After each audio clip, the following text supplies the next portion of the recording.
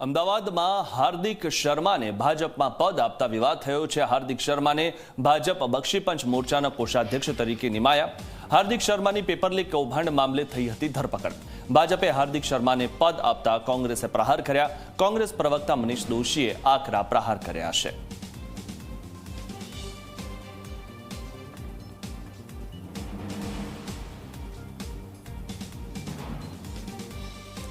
તો જેની ધરપકડ થઈ હોય તેને પદ કેવી રીતે આપવામાં આવ્યું તે બાબતે પણ કોંગ્રેસ હવે પ્રશ્ન ઉઠાવી રહ્યા છે। કોંગ્રેસ પ્રવક્તા મનીષ દોશીએ આકરા પ્રહાર કર્યા છે, કારણ કે અમદાવાદમાં હાર્દિક શર્માને ભાજપમાં પદ આપતા જ વિવાદ વધ્યો છે।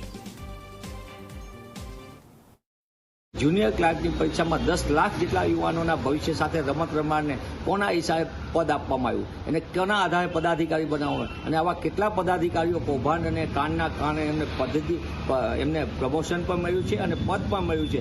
આ ભાજપાનું અસલી ચાલ ચલન ચરિત્રને ચહેરો છે। કોંગ્રેસ પક્ષ વારંવાર આ બાબત કહેતું હતું કે ગુજરાતની અંદર જાહેર પરીક્ષાની અંદર સરકારી વ્યવસ્થાની ભરતીની પરીક્ષાના કૌભાંડીઓને ગાંધીનગરનું રાજકીય આશ્રય છે, એ વધુ એક વખત સાબિત થાય છે। ત્યારે અમારી માંગ છે કે મુખ્યમંત્રી શ્રી તાત્કાલિક પણ જવાબ આપે, ભાજપા જવાબ આપે।